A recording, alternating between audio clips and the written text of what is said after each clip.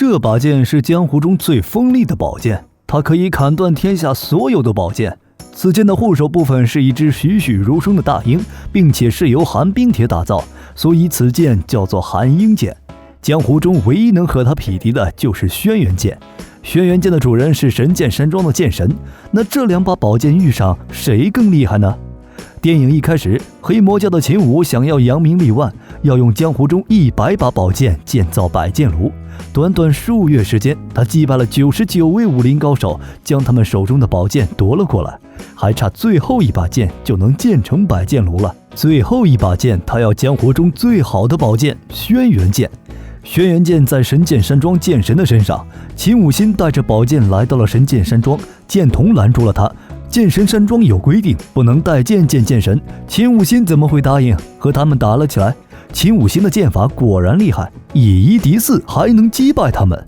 秦武新这下终于见到了剑神，剑神却不想和他打，他早就超凡脱俗，不想再纠缠于武林中事。但秦武新一直步步相逼，剑神只好拿出了轩辕剑和他打了起来。轩辕剑果然不凡，直接将秦武新的宝剑劈成了2半。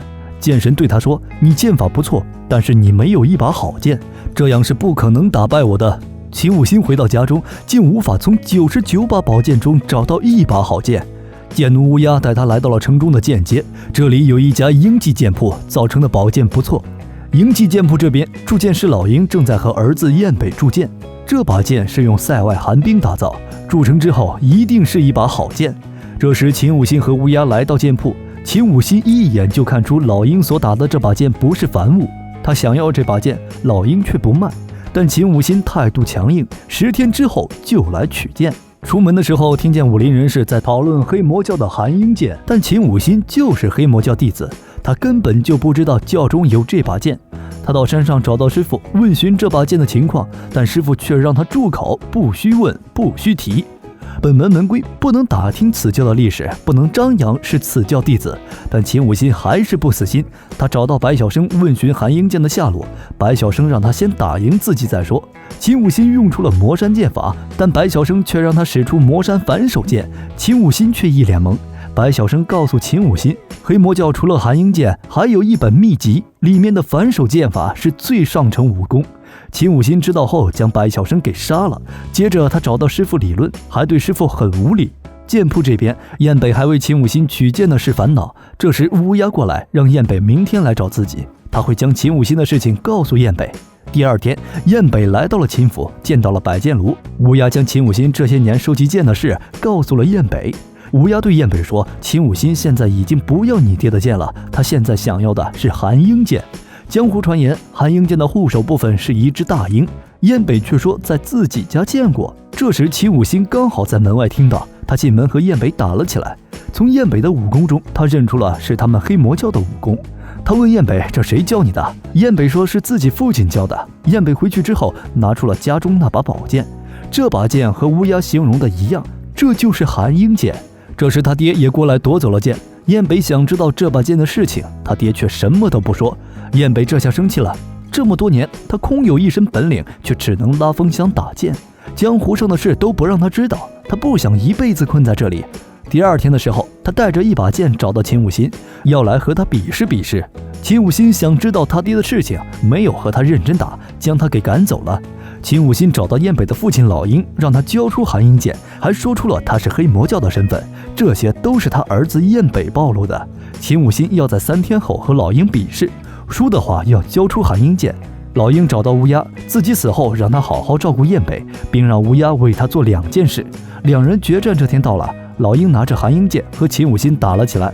寒鹰剑果然厉害，老鹰开始占据着上风，但很快体力不支。秦武新不讲武德，从鞋上取了一把匕首，刺死了老鹰，得到了寒鹰剑。燕北知道父亲死后，找到乌鸦打听秦武新的下落，要找他报仇。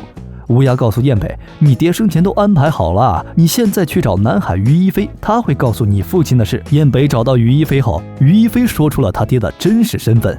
20年前，黑魔教拥有寒鹰剑和一本魔山秘籍，江湖中人人都想得到它。黑魔教死伤惨重，剑神找到黑魔教教主，提议不要让这2件宝物放在教中。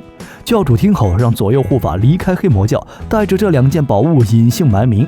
左护法就是秦武新的师傅，他拿的是魔山秘籍，而右护法就是燕北的父亲，他拿的是寒鹰剑。随后黑魔教也解散了。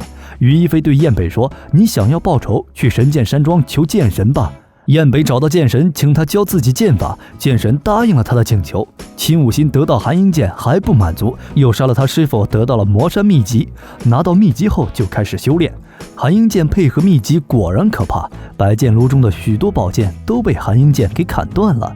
秦武新练成之后就来找剑神，他在这里看到了燕北，将他打落悬崖，接着去挑战剑神。剑神和他打了起来，这次轩辕剑也劈不断寒鹰剑了。剑神和秦武新打得势均力敌，剑神为了不让秦武新挑战自己，将轩辕剑撇断扔给了他。燕北这边掉入悬崖后，遇见了3个老顽童，这3个老顽童才是真正的高人，他们将天下最罕见的药都扔进了燕北的肚子中，并将自己的剑法和武功教给他，将燕北打造成了一个绝世高手。3个老顽童还有一个孙女，长得极其漂亮，燕北也对她产生了好感。这天，燕北和美女出去办事，美女却被一个红衣男子抓走了。燕北赶紧追了过去，在一个破庙中出现了6个红衣人，他们每个人手中都是一把圆月弯刀，弯刀还可以扔出来，极其厉害。他们和燕北打了一会儿就逃走了。燕北继续追红衣男子，进到了一个山洞中。在山洞中，他遇见许多奇怪的高人，有一个高人名叫活死人，武器是一把大骷髅，甚是诡异。最后他见到了一位老人，还见到了他的3个老顽童师傅。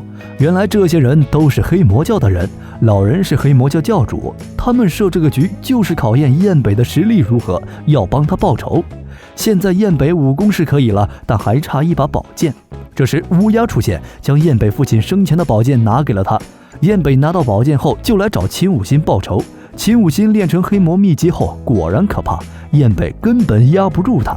再加上寒鹰剑的威力，燕北的宝剑竟被砍断了，但燕北还不放弃，拿着断剑和他打了起来，但剑很快又被砍断，最后只剩下了个剑柄。但燕北看到剑柄，发现其中另有玄妙，他拿着剑柄杀向了秦武新，剑柄处瞬间弹出了一把新剑，刺中了秦武新。秦武新最后都死不瞑目，他没想到这把剑就是对付寒鹰剑制造的双重剑。燕北的杀父之仇终于报了。《至尊一剑》是一部经典的邵氏电影，由李柏林执导、李殿朗、白彪主演的香港电影，1984年上映。电影中的设定和武器都非常的有趣，尤其是燕北掉入悬崖后的经历，让人表示很羡慕。武侠影视剧都是这样吗？主角只要掉入悬崖，绝对不会死，并且还会得到美人和武功或者神器。那么你在武侠的世界中掉入悬崖不死后，最想得到什么呢？欢迎大家在评论区和大家一起讨论。好了，今天的武器介绍就到这里了，想了解更多，记得关注加1哦。阿斗说篇天天见，明天我们不见不散。